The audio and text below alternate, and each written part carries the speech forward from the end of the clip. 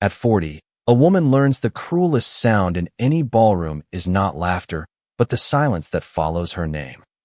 Grace Whitman heard that silence just as clearly as she heard the violins trembling beneath the chandeliers of Whitman Hall. The house had been polished for the evening until every dark banister shone, every silver candlestick caught the flame, every mirror reflected a brighter version of a family that had long ago begun to fade.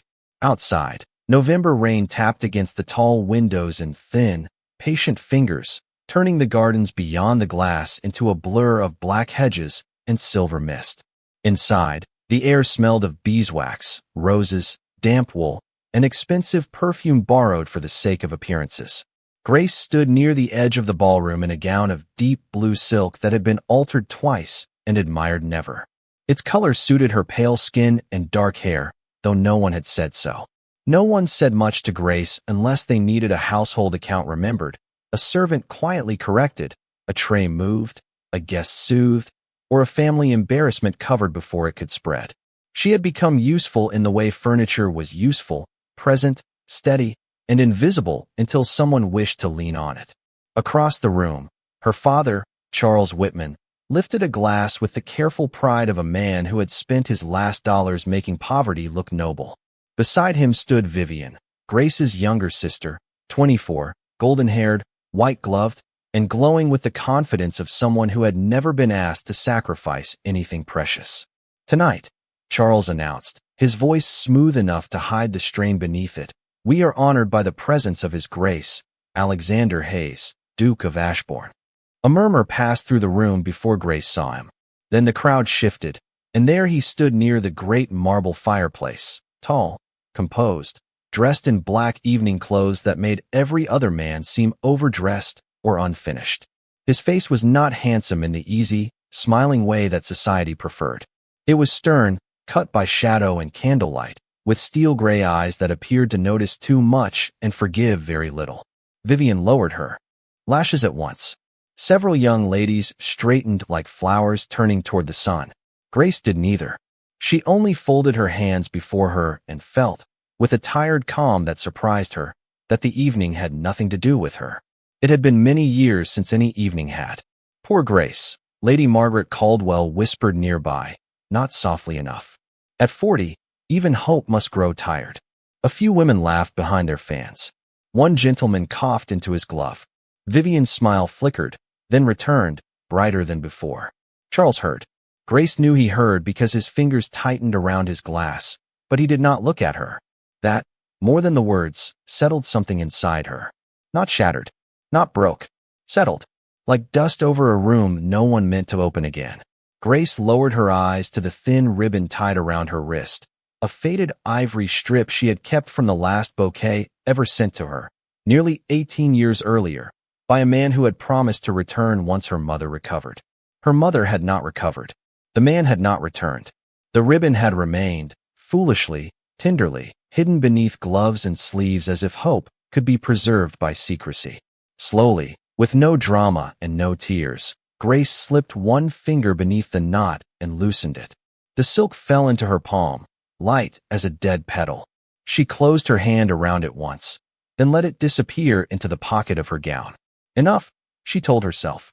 The word made no sound, yet it seemed to move through her chest like a key turning in an old lock. Enough waiting. Enough pretending not to hear. Enough standing in rooms where her kindness was consumed and her womanhood was measured only by youth. She reached for the small glass of sherry a footman offered and placed it untouched on the nearest table. Her hand trembled only slightly. No one noticed, or so she believed. Near the fireplace, Duke Alexander Hayes had stopped listening to Charles Whitman entirely. His gaze had crossed the candlelit distance, past Vivian's practiced blush, past Lady Margaret's satisfied cruelty, past every polished lie the evening had arranged for his benefit, and rested on the woman in blue who had just buried her last hope without allowing anyone the pleasure of watching it wound her. Grace turned toward the tall windows, ready to excuse herself before the next insult could find her. Behind her, the violins rose into a waltz. The room brightened. Vivian stepped forward. Charles smiled with relief, and the Duke, who had not moved all evening, set down his glass. The Duke did not cross the room at once. Men like Alexander Hayes had learned early that haste revealed hunger, and hunger invited manipulation. Instead, he remained beside the marble fireplace while Charles Whitman spoke of old family connections, hunting grounds, county influence, and all the brittle ornaments by which failing houses tried to disguise their cracks. Alexander listened with the outward courtesy expected of his rank, but his attention had settled elsewhere. Grace Whitman moved along the edge of the ballroom with the quiet precision of someone who had kept an entire world from collapsing without ever being thanked for it. When an elderly guest dropped her fan, Grace retrieved it before the nearest young man even noticed. When a nervous footman nearly spilled champagne on Lady Margaret Caldwell's lavender gown, Grace shifted one silver tray by half an inch and saved the boy from public scolding. When her father's smile faltered at the mention of unpaid improvements to the west pasture, Grace stepped close enough to murmur a correction, no more than 6 words, and Charles recovered as though the knowledge had been his own. Alexander saw all of it. He saw the house obey her. Not loudly, not officially, but completely. The candles had been placed where drafts would not kill them. The musicians knew when to soften. The servants looked to her before they looked to Charles. Yet no one in that glittering room turned toward Grace unless something needed mending. That, Alexander thought, was a familiar kind of cruelty. Not the cruelty of raised voices or broken glass, but the slower kind, the kind that used a person's devotion until it became invisible.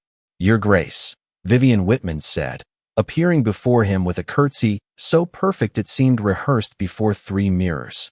"My father hoped you might enjoy the first waltz." She was lovely. No honest man could deny it. Her pale gold hair shone beneath the chandelier light, and her white gown had been chosen to make her look almost bridal without committing the indecency of saying so. Charles stood just behind her, smiling too carefully.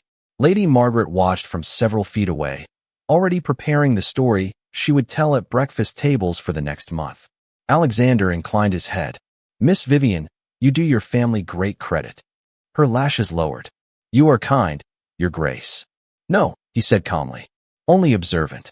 Something in his tone made her glance up. Before she could answer, Lady Margaret swept nearer, her fan moving like a pale wing. "And where has dear Grace gone? Surely not to hide before the dancing begins. Though one understands. A ballroom can be unkind to women who have outlived its expectations." The words floated lightly, dressed as amusement. They landed heavily. Alexander felt the air change.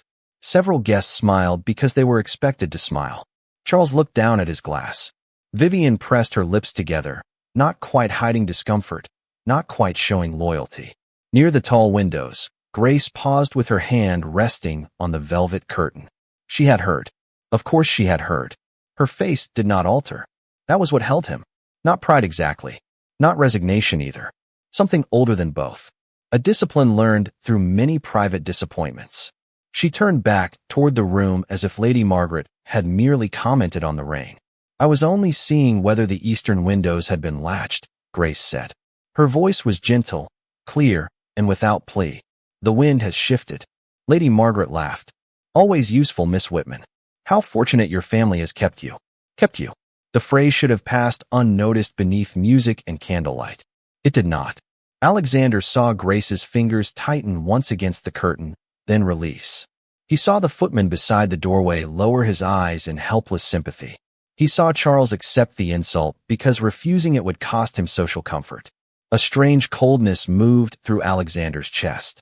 He had come to Whitman Hall because of a debt ledger, a sealed note from his late father's attorney, and a suspicion that Charles Whitman had offered more charm than truth. He had not come to rescue anyone. He did not believe in rescue. Life had taught him that most people asking to be saved only wished to hand their ruin to cleaner hands. Yet Grace had asked for nothing. She had not looked toward him once. She had not performed suffering for his attention. She simply stood there in her altered blue gown, beneath 100 candles, carrying humiliation with such composure that the room mistook her strength for surrender. The violins began the opening bars of the first waltz. Vivian turned toward him, hope brightening her face. Charles leaned forward slightly. Lady Margaret's smile sharpened in anticipation. Alexander set down his untouched glass on the mantel. The small sound carried farther than it should have. Then he stepped away from the fire, not toward Vivian, not toward Charles, but across the polished floor where Grace Whitman stood alone beside the rain-darkened glass. The room understood before Grace did. She had been watching the rain, or rather pretending to watch it, because the glass gave her a dim reflection of the ballroom and allowed her to see without appearing to look. She saw Vivian waiting in white. She saw her father stiffen with the hopeful desperation of a man reaching for the last rope above a deep well. She saw Lady Margaret's fan stop moving. Then she saw the Duke approaching her. Not drifting, not hesitating. Approaching with the unhurried certainty of a man who had never once needed permission to alter the shape of a room. Every conversation around him thinned into silence. The violins continued, but softly now, as if even the musicians sensed that they were no longer leading the evening, only following it. Grace turned fully from the window. Her first instinct was to step aside. Surely he meant to pass her. Surely some person of importance stood behind her, someone young, charming, expected. But there was only the rain-darkened glass, the heavy velvet curtain, and her own reflection looking older and paler than she wished. Alexander stopped before her and bowed. Not the careless inclination noblemen offered women beyond romantic consideration. A true bow, measured, public, unmistakable. "Miss Whitman," he said, his voice low but carrying through the stillness. "Would you honor me with this dance?" For one suspended second, Grace forgot how to answer. Her gloved fingers rested against the side of her gown.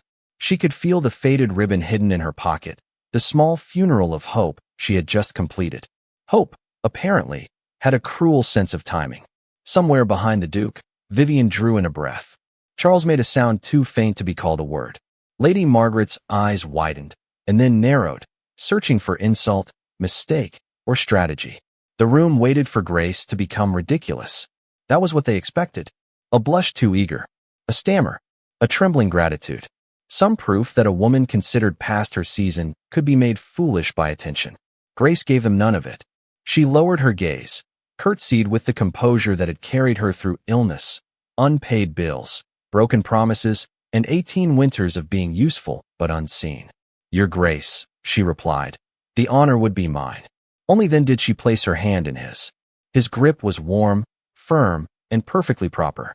Yet the steadiness of it startled her more than any intimacy could have done. He did not take her hand as though granting charity.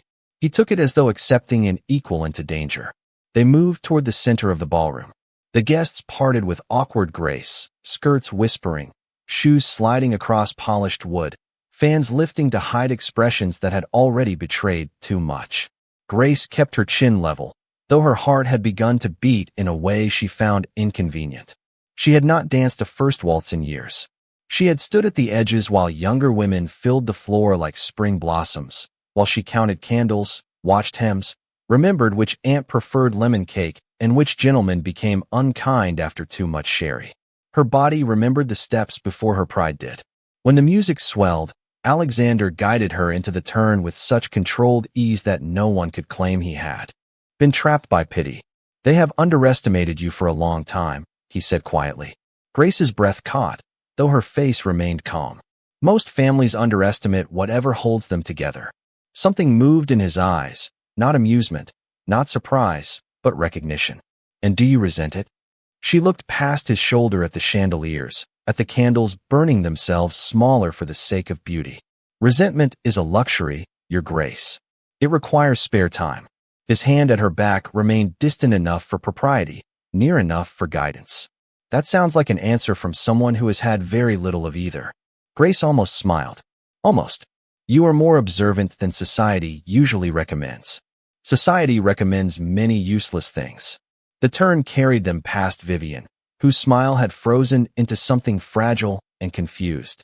Charles stood beside her, pale with alarm poorly hidden beneath politeness.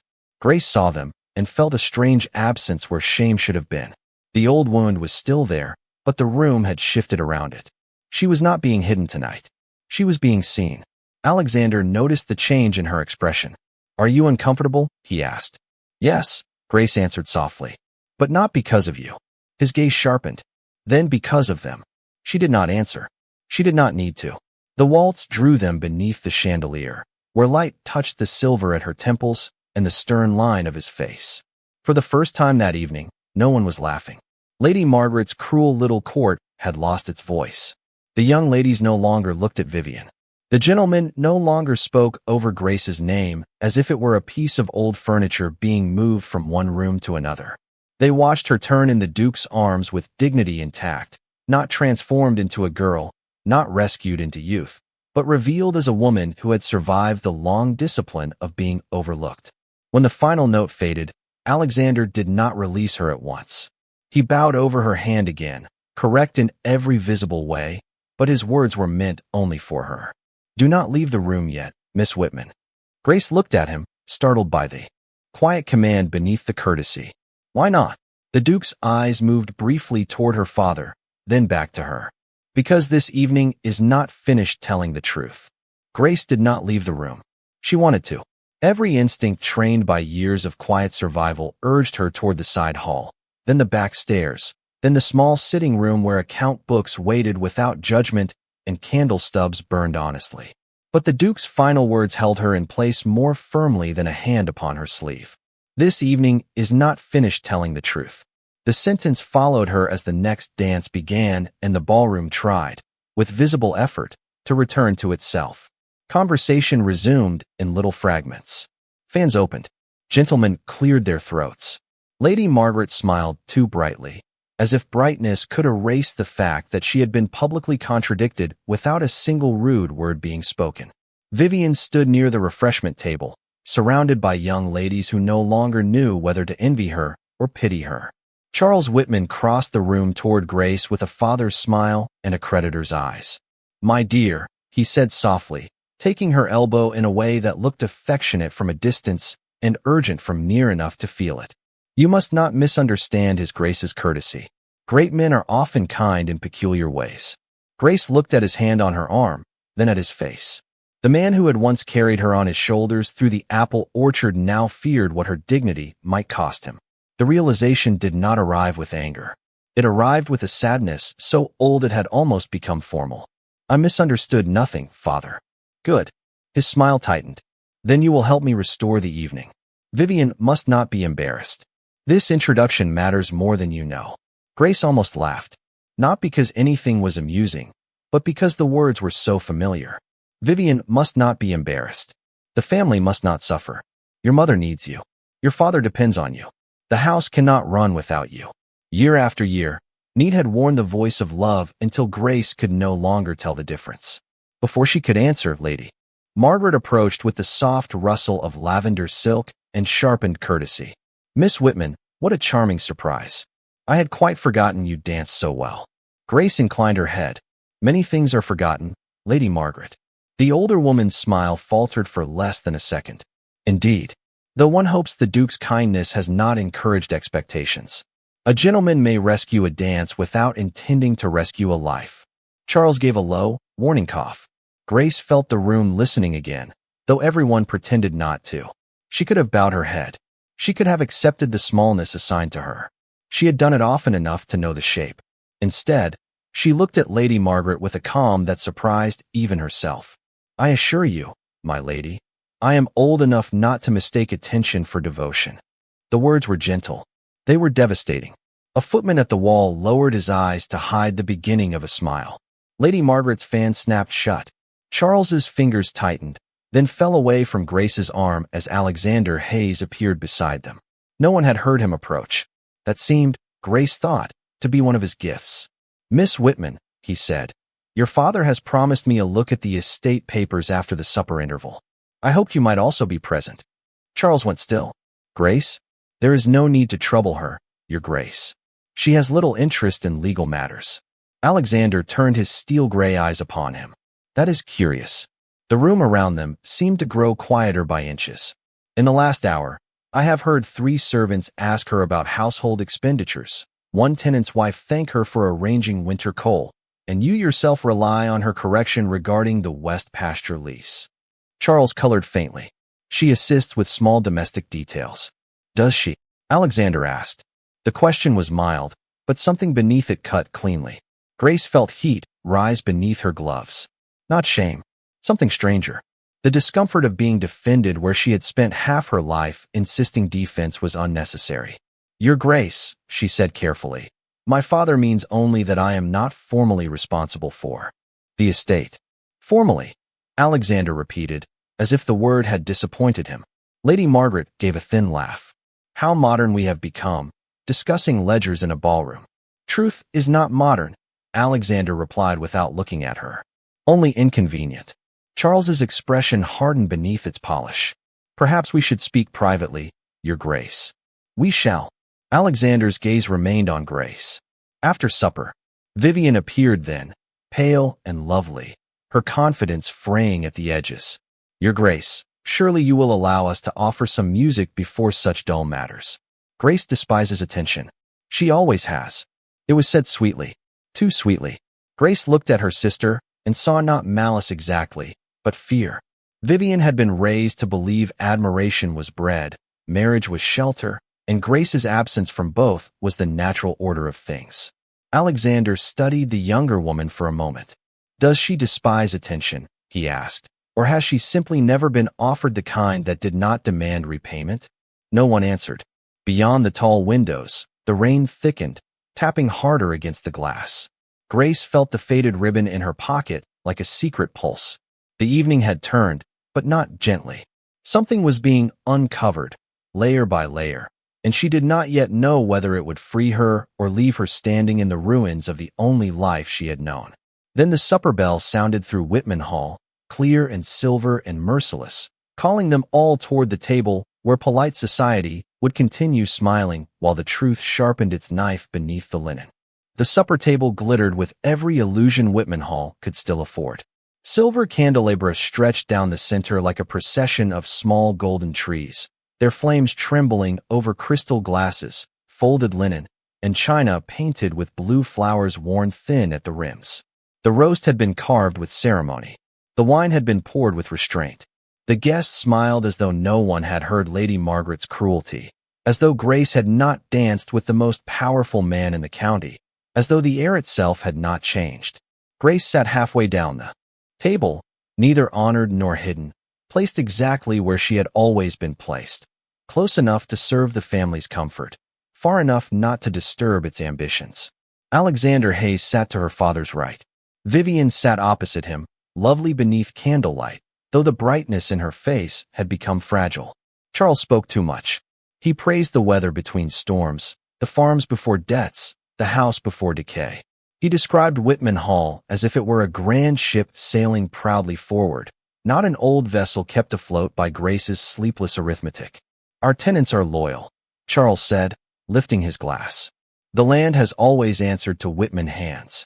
Alexander's eyes moved briefly to Grace. "Always?" Charles laughed softly.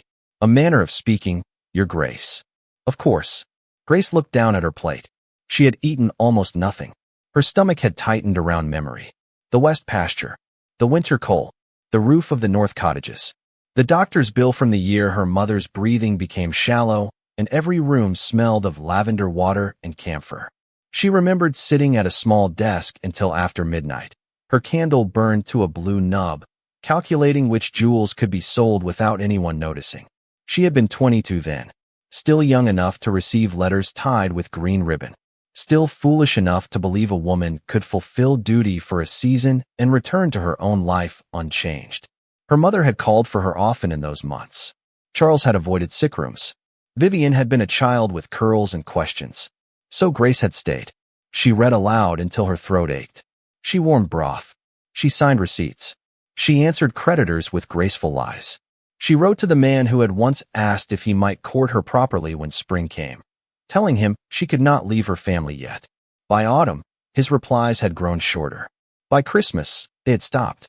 By the next spring, he was engaged to a girl with a dowry, good health, and no dying mother to bind her to a house sinking by inches. Grace did not blame him anymore. Blame required heat. That part of her had cooled long ago. "Miss Whitman," Alexander said. Her head lifted. Conversation around them softened, but did not cease. "Your father tells me the southern orchards yielded poorly this year." Charles set down his fork. "A minor disappointment." "Was it?" Alexander asked. Grace felt her father's warning glance before she met it. She could choose silence.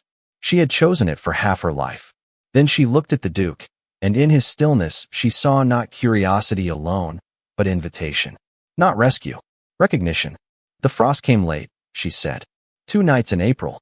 We lost nearly 40% of the early blossoms. The tenants asked for a reduction in rent, and I advised father to grant it. Charles gave a strained smile. A compassionate impulse.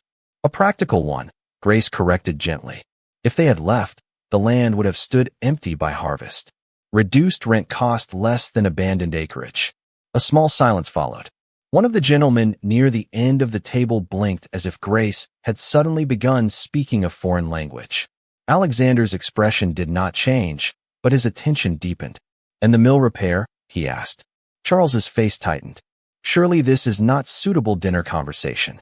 On the contrary, Alexander said. I find it the first suitable conversation of the evening. Lady Margaret gave a brittle laugh. How extraordinary. Miss Whitman has been hiding talents among the ledgers. Grace folded her hands in her lap. Nothing was hidden, my lady. It was merely uninteresting to those who did not need it. This time the silence was complete. Even Vivian looked at her differently, not kindly, not cruelly, but with the startled discomfort of someone discovering that the old portrait in the hallway had been watching all along. Charles leaned back, color rising along his collar. Grace has always been helpful, he said. A dutiful daughter. Dutiful. The word closed around her like a familiar door. Alexander heard it too. His gaze sharpened almost imperceptibly. Duty is often the name families give to sacrifices they prefer not to repay. Grace's breath stilled. No one had ever said such a thing at her table. No one had ever dared place a measure beside what she had given. The candles flickered. Rain swept against the windows in a silver rush. For a moment, Grace was 22 again, holding a green ribbon letter in one hand and a physician's bill in the other. Then she was 40, seated beneath the same roof, listening as a duke gave shape to the truth she had buried so deeply she had mistaken it for peace. Charles rose too quickly. His chair scraped softly against the floor. Your Grace, he said, voice polished thin. Perhaps after supper we should examine those papers in my study. Alexander stood with controlled courtesy. Yes, he replied. I believe we should. His eyes met Grace's across the candlelight. And Miss Whitman will join us. Charles Whitman's study had always seemed larger when Grace was a girl. Back then, the high shelves of leather-bound books had looked like walls of wisdom, the carved desk like a throne, and her father like the kind of man who could solve any misfortune by lowering his voice and lifting his hand. Now, as she entered behind Duke Alexander Hayes, the room appeared exactly as it was. Handsome, cold, and carefully arranged to impress men who mistook old wood for old honor. A fire burned low in the grate, giving off more color than warmth. Rain traced thin lines down the dark windows. On the desk lay 3 neat stacks of papers, but Grace knew at once that the wrong ledgers had been chosen. These were the public books, the polished accounts, the ones prepared for visitors. The true records were kept in the lower right drawer, beneath the estate maps, tied with brown string and marked in her own hand. Alexander noticed her glance. He said nothing. Charles closed the study door with a softness that felt less like courtesy than caution. Your Grace, he began. I fear my daughter's presence may make this discussion unnecessarily tedious for her. Miss Whitman does not strike me as easily fatigued by truth, Alexander replied. Grace stood near the writing table, hands folded, feeling the strange danger of being treated as necessary. Charles gave a small laugh. Truth is precisely why I wish to speak privately. You must understand, my eldest daughter has a generous nature, but she sometimes gives. Household concerns a dramatic importance. Grace looked at him then. Not sharply. That would have been easier for him to dismiss. She looked at him with the quiet sorrow of a daughter who had finally grown old enough to see the boy inside her father, frightened of consequences and practiced at charm. Alexander removed one glove slowly. Then let us avoid drama. Show me the debt agreement connected to Ashbourne Bank. The name settled into the room like a sealed verdict. Charles's smile faded. An old matter. An unpaid one. Under negotiation. For 19 years. The fire gave a low hiss as rain pressed harder against the glass. Grace felt the first true chill of the evening move across her shoulders. 19 years. She had suspected the debt was older than Charles admitted, but hearing the Duke speak it aloud made the past rearrange itself. Her mother's medicine, the lost dowry, the sudden sale of 2 silver tea services. The year Charles had told her there would be no money for her wedding clothes, even if Mr. Daniel Mercer renewed his offer. Alexander turned toward her. Did you know the original sum? Grace answered after a moment. No, Your Grace. I knew only what had to be paid each quarter. Charles's voice hardened. Because that was all you needed to know. The sentence was not loud. It did not need to be. It revealed more than anger could have done. Alexander's eyes moved back to Charles. Where are the complete records? These are complete enough. Grace crossed the room before she could lose courage. Her skirts whispered over the rug. Charles made a faint sound of protest, but she opened the lower right drawer and withdrew the brown-tied ledger. The string had been worn smooth by her fingers over many winters. She placed it on the desk between the 2 men. These are complete, she said. Charles stared at the ledger as though it had betrayed him. Alexander did not touch it immediately. Instead, he looked at Grace, and in that pause she felt the full weight of what she had done. Not disobedience, not rebellion, something quieter and more final. She had chosen not to disappear. Alexander opened the ledger. Page after page turned beneath his hand. Her handwriting filled the margins, dates, reductions, tenant relief, repairs delayed, interest recalculated, personal items sold. He stopped at one entry dated 18 years earlier. The ink there had faded to a soft brown. $2,000, he read. Private payment credited toward arrears. Source unspecified. Grace knew the line before she saw it. Her throat tightened. Charles looked away. Alexander's voice lowered. Source. Grace folded her hands more tightly. My dowry. The room became very still. The word did not echo, yet it seemed to strike every polished surface. Grace, Charles said, warning and pleading hidden in the same breath. She did not look at him. Mother needed care. The creditors were threatening to petition the court. Vivian was 6 years old. The house staff had not been paid in 8 weeks. Alexander's face remained controlled, but something behind his eyes darkened. And your engagement? Grace felt the old green ribbon again, though it was not on her wrist now. There was no engagement, only an understanding. Understandings do not survive empty hands. Charles sank into the chair behind his desk, suddenly older. I meant to repay you. Grace smiled faintly. It was the saddest expression Alexander had ever seen. Yes, father. I know. You always meant to. Beyond the door, music from the ballroom drifted faintly through the corridor, bright and distant, belonging to another world. Alexander closed the ledger with care. He now understood what Whitman Hall had consumed. Not money, not land.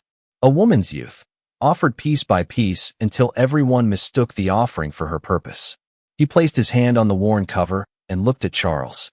Mr. Whitman, I believe we should discuss what remains unpaid. Alexander's question did not strike the study like accusation. It entered more quietly than that, and therefore more deeply. Charles Whitman stared at the closed ledger beneath the Duke's hand, as though the worn brown cover contained not columns of debt, but the years he had trained himself not to count. What remains unpaid? He repeated, attempting a laugh that failed before it became sound. Your Grace, surely every family has old obligations. Grace has always been sentimental about figures. She remembers sacrifices more vividly than necessary. Grace stood very still. The firelight touched the silver at her temples and the pale line of her cheek, but her eyes remained lowered, not in shame now, but in discipline. Alexander had seen that posture before on soldiers returning from campaigns no one wished to understand, on widows receiving condolences from people eager to return to supper, on men and women who had learned that dignity was sometimes the final shelter left. Sentiment did not calculate interest, Alexander said. Sentiment did not negotiate tenant rents, delay foreclosure, or keep this house staffed through 3 failed harvests. Charles's mouth tightened. You speak as if I have been idle. I speak as if Miss Whitman has not been. The words were precise, clean. Grace felt them in the quiet places where praise had never been allowed to settle. Charles rose, then thought better of it, and placed both hands on the desk. What would you have me say? That I relied upon my daughter? Very well. I relied upon her. Many fathers rely upon their daughters. She was unmarried. She was here. The household needed her. And when she needed a household of her own? Alexander asked. Charles looked away. That small movement answered more honestly than any confession. For the first time that night, Grace pitied him without excusing him. He had not meant to ruin her life. That was the gentlest and cruelest truth. He had only meant to survive each crisis, one season at a time, and Grace had been the nearest lantern in every storm. He had taken the light until he forgot it belonged to someone. "Your Grace," she said softly. "There is no profit in measuring the past." Alexander turned to her. "No, but there is justice in naming it." The words unsettled her more than the dance had. She had survived by refusing names. Disappointment became duty. Loneliness became peace. Lost years became usefulness. If named plainly, they might hurt again. From beyond the door came a faint rush of voices from the supper guests returning to the ballroom, followed by the hesitant beginning of a piano arrangement. Whitman Hall was trying to resume its elegance without the three people in the study, as if truth were an impolite visitor best left behind closed doors. Charles seized the sound like an escape. "Vivian is young," he said quickly. "She is admired. She would make a fine duchess with guidance. If your concern is the debt, an alliance with our family could settle all unpleasantness. I had hoped, naturally, that your interest tonight might turn toward her." Grace closed her eyes for half a breath. There it was. The bargain, dressed in paternal concern, delivered over the ledger of everything she had given. Alexander did not immediately answer. He walked to the window, where rain shimmered against the glass like threads of silver wire. For years, men had offered him daughters the way they offered land, with descriptions of beauty, breeding, obedience, and advantage.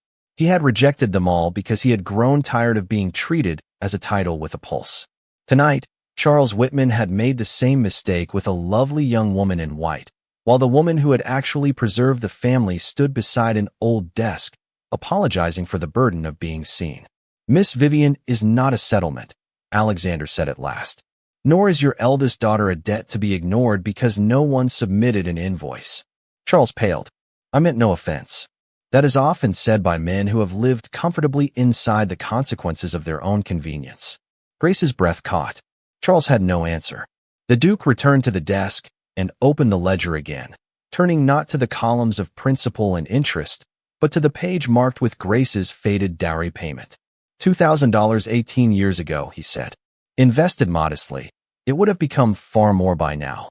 But money is not the measure that interests me. He looked at Grace. You spent your youth keeping this house alive. Did anyone ever ask what life you wished to build beyond it? Grace tried to speak. Nothing came. The room blurred slightly at the edges, not from tears exactly, but from the sudden nearness of a grief she had kept obedient for too long. She thought of spring dresses never ordered, invitations declined, letters unanswered because she did not know how to say she had chosen everyone except herself. I was needed, she whispered. Alexander's expression softened, barely, but enough to change his whole face. Being needed is not the same as being cherished. The sentence crossed the room and found her without permission. Charles sat down slowly, as though age had reached him all at once. In the corridor outside, a shadow shifted near the door. Vivian had come searching for the future promised to her, and found instead the story of the sister she had never truly known. Grace saw the pale edge of her gown through the narrow gap, but said nothing. Let her hear. Let someone hear. Alexander closed the ledger once more. Mr. Whitman, he said, voice calm and final. Before this night ends, we will settle the matter of what your family owes. But understand me clearly. I am no longer speaking only of money. The door to the study remained almost closed, but not quite. Through that narrow opening, Vivian Whitman stood in the corridor with one hand pressed lightly against the wall, her white supper gown pale as candle smoke in the dimness. She had come expecting to rescue the evening, to smile, to charm, to remind the Duke that youth still waited outside the serious room where old men spoke of money. Instead, she had heard her sister's life counted not in years, but in payments, repairs, medicine, coal, and silence. For the first time, Vivian understood that Grace had not simply failed to marry. Grace had been spent. Inside the study, Charles Whitman had noticed his younger daughter's shadow, and the sight seemed to restore his desperation. He rose quickly, smoothing his waistcoat as though dignity could be recovered by straightening cloth. Vivian, he called, with forced warmth. Come in, my dear. There is no need for secrets among family. Grace turned toward the door. Vivian entered slowly, her eyes moving first to the ledger, then to Grace. Something like shame touched her face, unfamiliar and awkward, but real. "I did not mean to listen," she whispered. "No one ever does," Grace said gently. It was not accusation. That made it worse. Charles crossed to Vivian and placed a hand behind her shoulder, presenting her almost as he had in the ballroom. "Your Grace, forgive this confusion. My youngest daughter is innocent of these unpleasant matters. She has been raised with refinement, protected from hardship, as a young lady should be." Alexander looked at Vivian, and to his credit, his gaze held no contempt. Protection is not innocence if someone else paid for it. Vivian flinched, but she did not look away. Charles hurried on. "She would learn. With your guidance, with the position your household offers, she would become everything expected of a duchess. She is young enough to adapt, admired enough to satisfy society, and suited enough to give your name a future." The last words entered the room carefully, yet everyone heard what they meant. Youth, beauty, heirs, advantage. Grace lowered her eyes, not from humiliation now, but from exhaustion. There it was again, the arithmetic by which women were weighed while men called it prudence. Alexander's face hardened by the smallest degree. "You speak of your daughter as if she were a seasonable investment." "I speak as a father," Charles replied. "You speak as a debtor." The words fell cleanly. Charles went still. Vivian's breath caught. Grace looked up. For a moment, only the rain moved, threading the windows with silver. Alexander stepped back from the desk and placed both gloves beside the ledger. It was a small act, but it had the strange finality of a man laying aside ceremony before truth.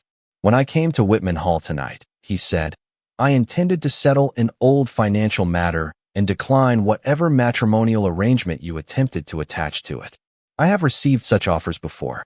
They are usually decorated with flowers, music, and daughters trained to smile at men they do not know." Vivian's cheeks colored, but Alexander's voice remained kind enough not to wound her for her father's ambition. "Miss Vivian, you deserve better than to be used as a receipt." Tears brightened Vivian's eyes. She gave a tiny nod, the first unpracticed gesture Grace had seen from her all evening. Charles's composure cracked. "Then what do you want?" he asked. Alexander turned, not toward Vivian, not toward the ledger, but toward Grace. She felt the movement before she understood it. The fire dimmed. The music beyond the corridor seemed to recede, as if Whitman Hall itself held its breath. "I want," Alexander said, each word measured, "to ask for the hand of Miss Grace Whitman." Charles stared at him. Vivian covered her mouth. Grace did not move. She could not. The sentence had entered the room wearing her name, but it seemed impossible that it belonged to her. Charles recovered first, badly. "Grace?" he said, as if the name were a mistake in an otherwise sensible contract. "Your Grace, she is 40. Alexander's eyes did not leave her. "I am aware. She cannot offer the advantages Vivian can. She has offered advantages to this family for 18 years, and none of you had the decency to call them by their proper name."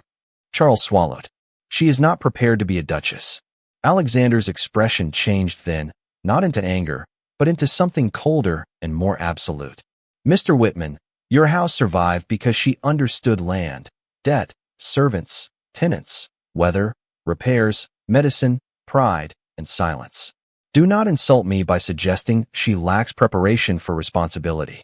Grace's fingers found the edge of the desk. The room had become too bright, too sharp, too full of air she had forgotten how to breathe. "Your Grace," she managed, "you cannot mean this out of gratitude." "I do not." His voice softened, and because of that, it struck more deeply. Gratitude repays. It does not ask to remain. Vivian began to cry quietly, not with envy now, but with the pain of seeing the architecture of her life rearranged around a truth she should have known. Charles looked from the Duke to Grace, and in his face Grace saw the final death of an old assumption, that she would always be there, always useful, always unchosen. Alexander bowed to her, not as he had in the ballroom, but lower, with solemn respect. "Miss Whitman, I will not speak for you. I ask only for the right to speak to you. But before your father, your sister, and this house that has taken so much from you, let it be known that I did not come for." The younger daughter. His eyes held hers. I came to recognize the woman they mistook for the shadow. Grace did not answer at once. No answer seemed large enough to meet the moment. The study, which had held so many years of duty without ceremony, now held her name as if it were something newly returned from a place where everyone had presumed it buried. Charles stood behind the desk, one hand resting on the chair, his face pale with the helpless confusion of a man whose familiar world had become morally rearranged.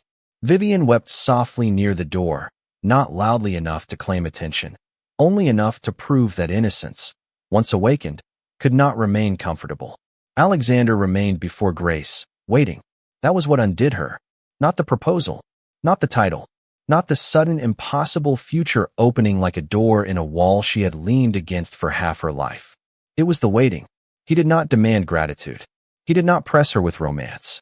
He did not ask her to become younger, brighter, easier, or less wounded for his sake.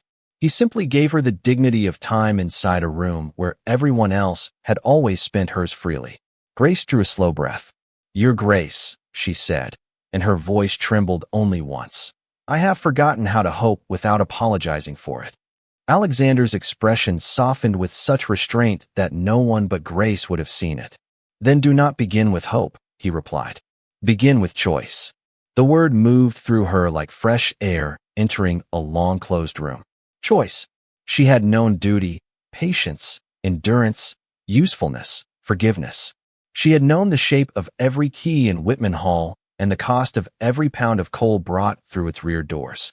She had known how to soothe creditors, calm servants, comfort a dying mother, protect a younger sister, and smile at guests who mistook her silence for lack of feeling.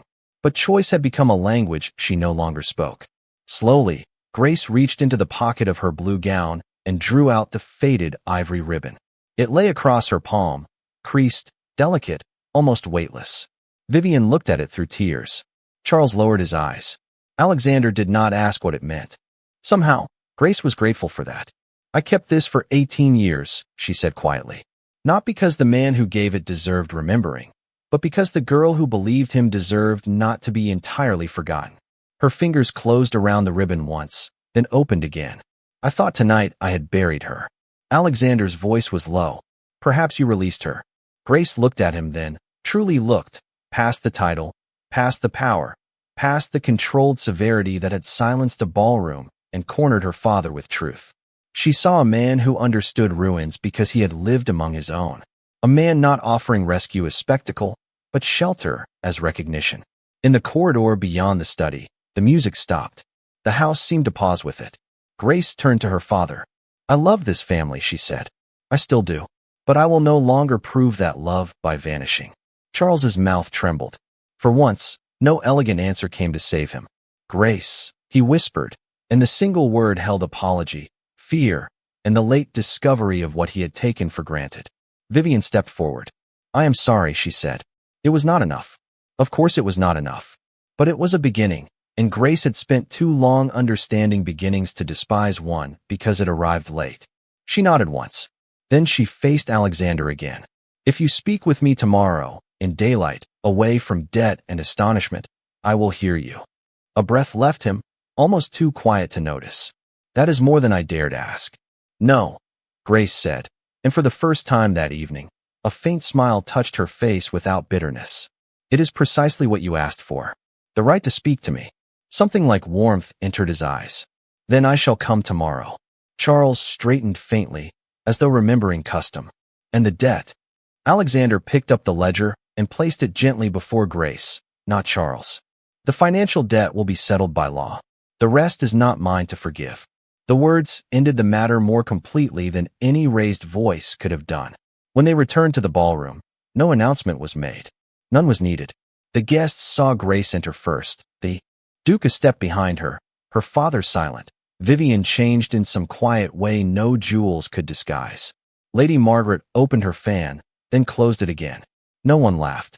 Grace walked beneath the chandeliers, not young, not transformed, not rescued from age as though age were a shameful prison, but illuminated within it. At 40, she had not become someone else. She had finally been allowed to become visible. Near the tall windows, where rain had softened to mist, Alexander bowed to her once more. This time, Grace did not feel the room waiting for her to be ridiculous. She felt it witnessing her refusal to disappear. And when dawn came to Whitman Hall, pale and silver over the wet fields, the faded ribbon lay on her windowsill, no longer a relic of what had been lost, but a quiet marker of what had survived. Some hearts do not bloom in spring. Some wait through frost, silence, and forgotten rooms, then open at last when one true gaze calls them by name.